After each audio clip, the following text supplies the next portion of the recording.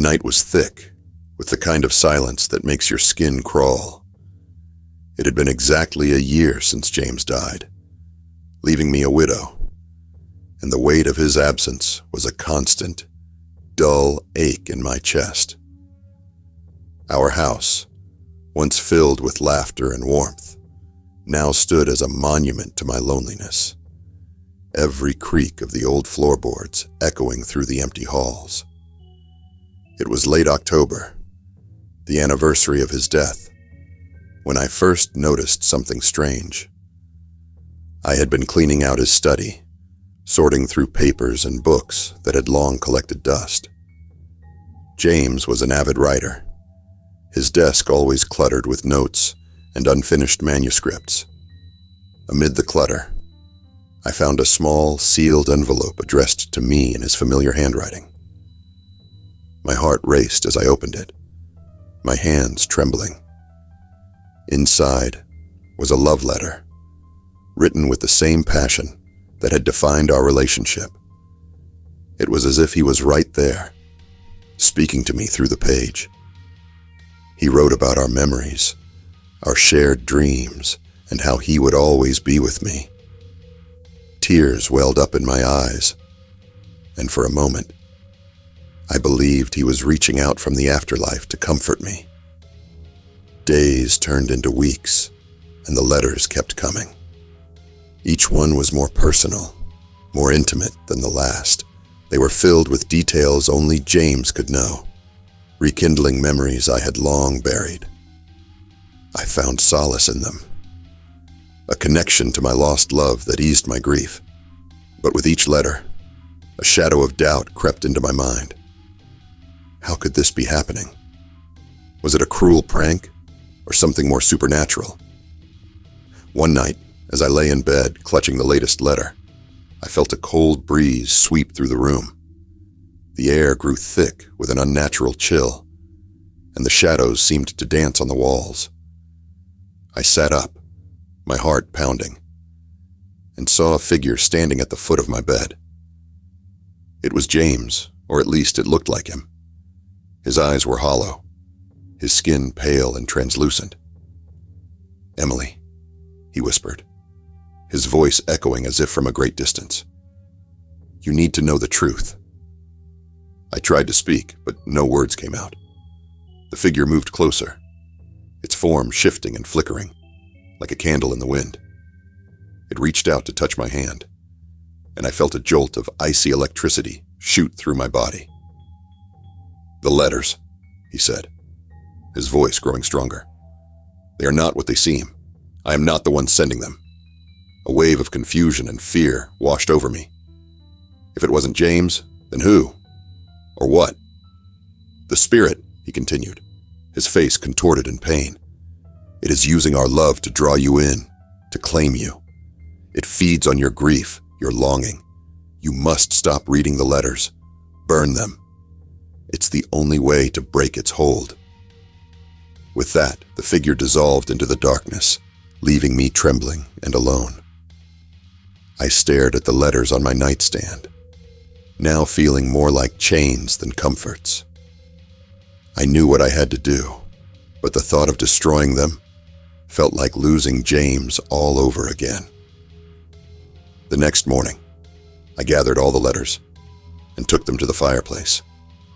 With a heavy heart, I set them ablaze, watching as the flames consumed the words that had once brought me solace. As the last of the ashes settled, I felt a strange sense of relief, as if a weight had been lifted from my soul. But the relief was short-lived. That night, the chill returned, more intense than before. I woke to find my bedroom door open, a trail of ashes leading from the fireplace to my bed. The air was thick with the scent of burning paper, and I felt a presence looming over me. "You think you can escape me?" A voice hissed, low and malevolent. "Your grief has bound you to me, and now you will join him in the shadows." The room plunged into darkness, and I felt cold hands wrap around my throat. Panic surged through me as I struggled to breathe, my vision blurring. Just as I felt myself slipping away, a burst of light filled the room, and the hands released their grip. Standing in the doorway was James, his form glowing with an otherworldly light. He reached out to me, his touch warm and reassuring. "Emily, you must fight," he urged. "Remember our love, our strength. You are not alone." Drawing on the last of my strength, I pushed against the darkness, focusing on James's voice. The malevolent presence shrieked in fury, the shadows twisting and convulsing, before finally dissipating into the ether. Exhausted, I collapsed into James's arms, feeling his warmth envelop me. "Is it over?" I whispered, my voice barely audible. He nodded, a sad smile on his face. "For now, but you must be strong, Emily. Live your life. Find happiness again. That is the only way to truly defeat it." With that, he faded away, leaving me alone in the silence of the night. But this time, I felt a spark of hope. James's love had saved me, and I knew I had to honor his memory by moving forward. In the weeks that followed, I began to rebuild my life, finding joy in the small things and opening myself up to the possibility of new beginnings. The letters had been a cruel trick, but they had also brought me closer to James one last time, and for that, I was grateful. As the years passed, the memory of that spectral encounter faded, becoming just another part of my story. But I never forgot the lesson I had learned, that love, true love, is stronger than any darkness, and it can light the way even in the deepest of nights.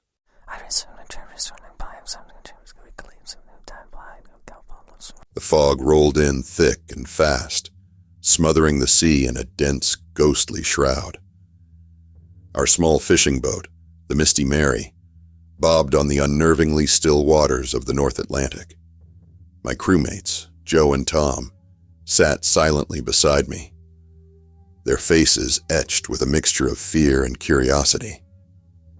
We had heard the stories, passed down from generations of fishermen, about the ghost ship that haunted these waters. But like most tales told over rum and cigarettes, we dismissed them as superstitions, until tonight. As we cast our nets, a chill ran down my spine, colder than the biting sea breeze. I glanced at Joe, his eyes scanning the horizon with a faraway look.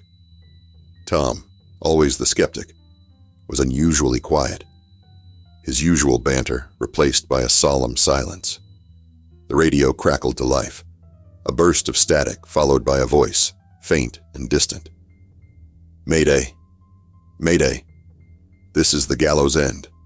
Coordinates: 39.5, sinking fast." We exchanged uneasy glances. The Gallows End was a ship that had disappeared over 50 years ago. Rumors claimed it was cursed, doomed to wander the seas for eternity. My heart pounded in my chest as the radio went silent, leaving us in the oppressive stillness of the fog. "Must be a prank," Tom muttered, but his voice lacked conviction. He turned the dial, searching for another signal, but there was only the eerie hum of static. Then we saw it, a silhouette emerging from the fog, a ship old and decrepit, its sails tattered and ghostly pale. The Gallows End drifted toward us, eerily silent except for the creak of its weathered timbers. "God have mercy," Joe whispered, crossing himself. We were drawn to it, an inexplicable compulsion urging us to board the forsaken vessel. We secured the Misty Mary to the side of the ghost ship and climbed aboard. The deck was slick with algae, the air thick with the stench of decay. Our flashlights cut through the darkness, revealing rotting wood and rusted metal. The ship's logbook lay open on a table, its pages yellowed with age.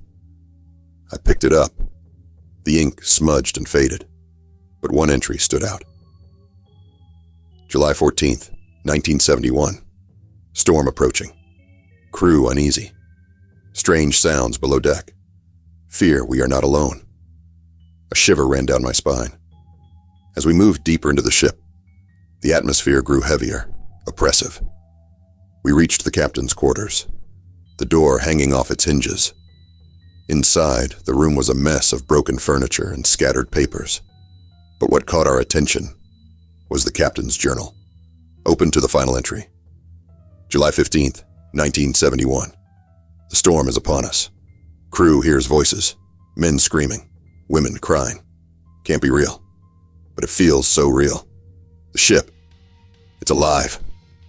Suddenly, the ship groaned, the timbers creaking as if in pain. A low, mournful wail echoed through the corridors, sending chills down our spines. The air grew colder, our breath visible in the dim light. We heard footsteps, slow and deliberate, moving toward us. "Who's there?" Tom called out, his voice trembling. There was no response, only the sound of the footsteps growing closer. We backed away, our flashlights flickering. The door slammed shut, trapping us inside. The temperature plummeted, and we heard whispers, disembodied voices speaking in hushed tones. The walls seemed to close in on us, the room spinning. I felt a hand grip my shoulder, icy and firm. I spun around, but there was no one there. "Let's get out of here," Joe said, his voice barely a whisper. We stumbled out of the captain's quarters, the ship's eerie wails growing louder, more desperate. The fog outside had thickened, swirling around us like a living entity. We reached the main deck, but the Misty Mary was gone, swallowed by the fog. Panic set in as we realized we were trapped on the ghost ship.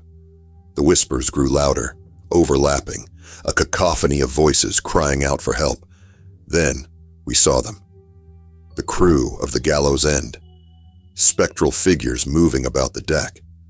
Their faces were pale, eyes hollow and lifeless. They moved as if in a trance, replaying their final moments. We watched in horror as the storm manifested around us, the wind howling, waves crashing against the ship. The crew screamed as the ship began to sink, water pouring in from all sides. We felt the cold, salty water rising around our ankles, then our knees. Desperation clawed at us as we fought to stay afloat. But the water kept rising. In the chaos, I saw the captain, his eyes locked onto mine. He reached out, his voice barely audible over the storm. "Save us," he pleaded, his form flickering like a candle in the wind. The ship lurched violently, and we were thrown into the icy depths. I struggled against the current, my lungs burning, my vision fading. The last thing I saw was the Gallows End, sinking into the abyss, taking us with it. I awoke on the deck of the Misty Mary, drenched and shivering. Joe and Tom were beside me, equally disoriented. The fog had lifted, revealing a calm sea under a clear sky. The ghost ship was gone, as if it had never existed. We sailed back to port in silence, the weight of what we had experienced hanging heavy in the air. We never spoke of that night again, but the haunted look in our eyes told the story. The Gallows End had claimed its victims once more, and we had narrowly escaped its grasp. To this day, when the fog rolls in thick and fast, I hear the echoes of the past, the ghostly wails of the crew lost at sea, and I wonder, how long before the Gallows End returns, its curse seeking new souls to claim.